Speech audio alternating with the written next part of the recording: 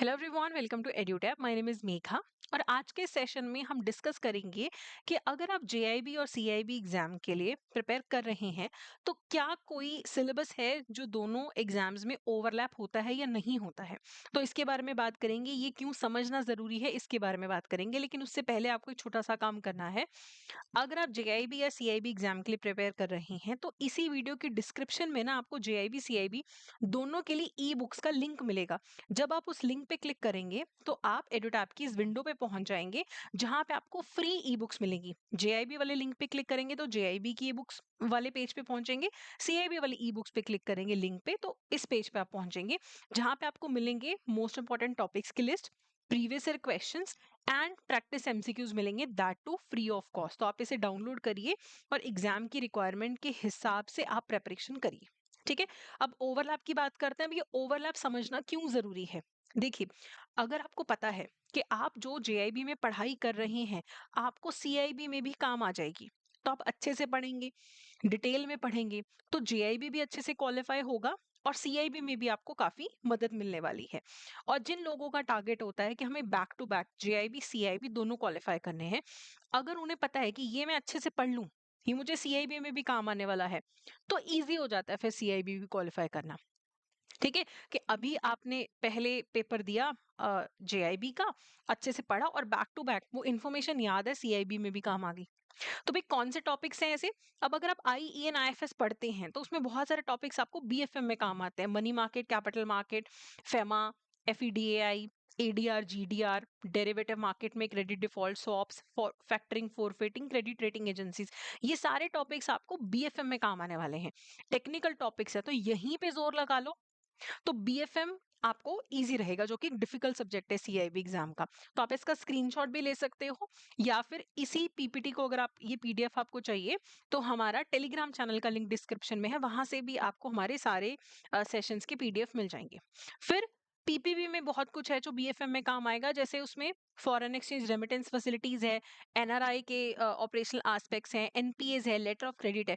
ये सारी चीजें आपको डायरेक्टली बीएफएम में काम आने वाली हैं। तो यहाँ अच्छे से पढ़िए ताकि फिर बीएफएम में स्क्रैच से ना पढ़ना पड़े।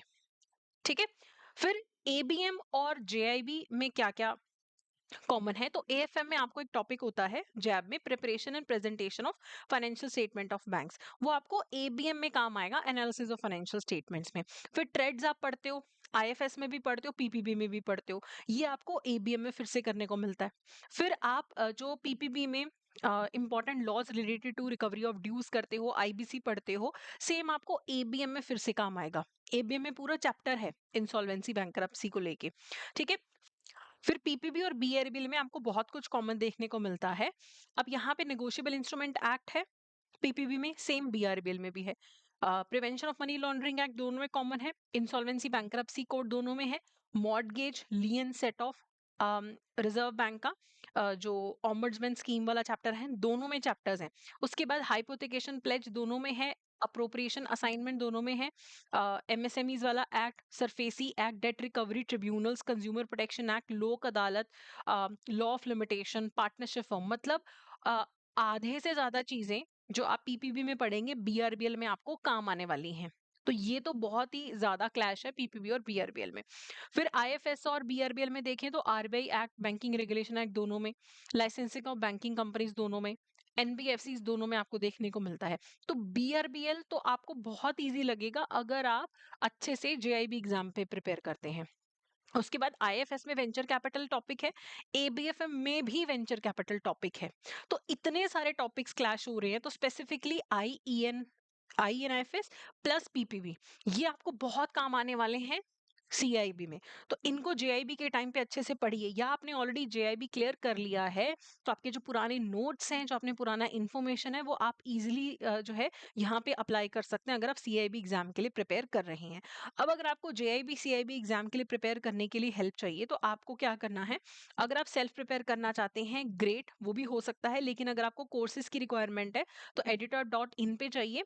वहां पे कोर्सेज में जेआईबी कोर्सेज पे जाएंगे तो वहां पे आपको हमारा लाइव क्रैश कोर्स मिलेगा, टेस्ट सीरीज मिलेगी, मास्टर कोर्स मिलेगा। ठीक है। मास्टर कोर्स लेने से पहले डेमो कोर्स में भी आप एनरोल कर सकते हैं। ठीक है। और मास्टर कोर्स में कंबाइंड भी अवेलेबल है, इंडिविजुअल कोर्स भी अवेलेबल है। ओके। तो यहाँ पे अगर आप सीआईबी के लिए प्रिपेयर करना चाहते हैं तो सीआईबी के लिए भी हमने कोर्स लॉन्च कर दिया है।